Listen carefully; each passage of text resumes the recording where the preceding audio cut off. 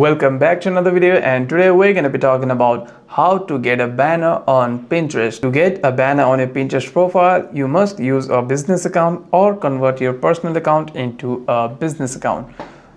First, let's do that. Go to your Pinterest. After that, you want to click on saved over here and click on settings. Here you'll see an option called account management. Click on it and click on convert to a business account.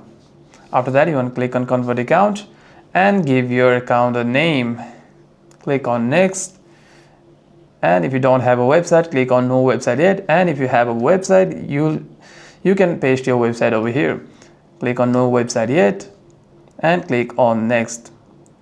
Choose an option from here describing your business and click on next. After that, it'll ask you here, would you ever be interested in running ads on Pinterest? And you can simply select I'm not sure yet and click on next. After doing this, your business account has been created. After that, you can go to your profile, click on your profile, and here you'll be able to see your change your profile. And here you'll click on Creator Hub. After you have been redirected to this page, click on three dots over here and click on Add Cover Image.